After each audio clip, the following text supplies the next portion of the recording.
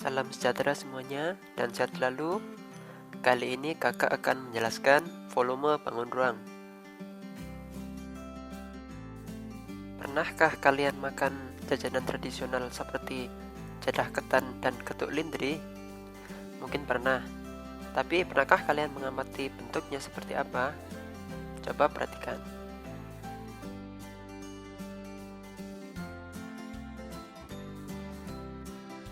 Bisa terlihat jelas bahwa bentuknya adalah kubus. Dan pernahkah kalian menghitung ukurannya? Ukuran dari bangun ruang tersebut bisa kita nyatakan dengan volume. Nah, volume ini adalah banyaknya isi ruang yang digunakan oleh suatu bangun ruang. 1 kubik dari volume dapat kita representasikan dengan kubus dengan ukuran 1 kali 1 kali 1. Dengan rumus sebagai berikut, kita mendapatkan satu satuan kubik.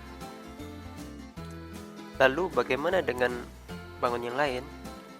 Kita cukup menghitung berapa banyaknya kubus yang mengisi penuh bangun tersebut.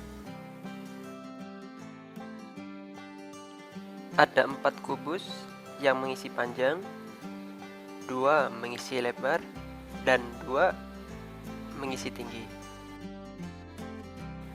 Jadi bisa kita dapat 16 satuan volume. Menurut karakteristiknya, kubus dan balok merupakan prisma, di mana volume prisma bisa kita hitung dengan luas alas kali tinggi. Jadi volume kubus sama dengan luas alas kali tinggi sama dengan sisi kali sisi kali sisi. Sedangkan volume balok sama dengan luas alas kali tinggi sama dengan panjang kali lebar kali tinggi. Coba kalian perhatikan prisma segi peraturan berikut. Mulai prisma segitiga, segi 4, segi 5, segi 6, segi 7, segi 8, dan seterusnya hingga segi tak hingga. Dan apa yang terjadi dengan segi tak hingga? Dan yang kita dapat adalah tabung.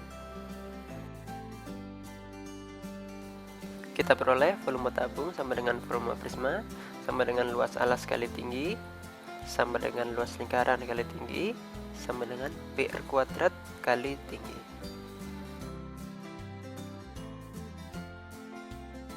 Berikutnya adalah bukis.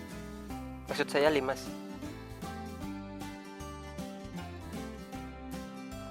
Misalkan saya punya wadah prisma dan es limas yang memiliki alas dan tinggi yang sama.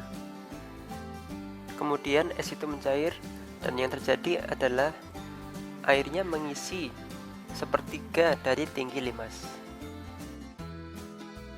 Dari eksperimen tadi, kita dapat volume limas sama dengan sepertiga dari volume prisma, atau sama dengan sepertiga kali luas alas kali tinggi.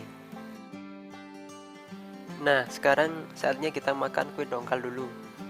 Maksud saya kerucut. Kalau prisma yang beralaskan lingkaran adalah tabung, maka limas yang beralaskan lingkaran adalah kerucut. Kalau volume limas sama dengan sepertiga volume prisma, maka volume kerucut sama dengan sepertiga volume tabung. Jadi kita dapat volume kerucut sama dengan sepertiga volume tabung sama dengan sepertiga PR kuadrat kali tinggi. Ya, ini adalah klepon, tapi sayangnya kita tidak makan sekarang karena kita akan membahas volume bola. Misalkan kita mempunyai es serut berbentuk setengah lingkaran dan berada pada wadah yang berbentuk tabung, di mana alasnya sama dan tingginya sama dengan jari-jari. Kemudian es tersebut mencair sehingga mengisi 2/3 dari tinggi tabung. Dari kejadian tadi dapat kita simpulkan bahwa setengah volume bola sama dengan 2/3 volume tabung. Volume bola sama dengan 4/3 volume tabung. Volume bola sama dengan 4/3 pi R kuadrat kali tinggi, di mana tingginya sama dengan jari-jari, sehingga kita dapat volume bola sama dengan 4/3 pi R kubik. Dari semua bahasan tadi dapat kita simpulkan bahwa ada 3 bangun utama yang dapat menjadi acuan untuk mencari volume, yakni prisma dengan volume sama dengan luas alas kali tinggi, limas dengan volume sepertiga luas alas kali tinggi, dan bola dengan volume 4/3 pi R kubik. Contoh soal, Hilbert dan Gilbert membuat jajanan tradisional celorot berbentuk kerucut berturut-turut. Rasio tinggi dua buah celorot itu adalah 1:4 dan rasio panjang jari-jari alasnya 4:1. Maka rasio volume kedua celorot itu adalah. Pembahasan: diketahui celorot berbentuk kerucut dengan rasio tinggi dan rasio jari-jari. Dari situ dapat kita cari perbandingan volumenya sebagai berikut, sehingga kita dapat 4:1. Ada 2 soal latihan. Ini yang pertama, ini yang kedua.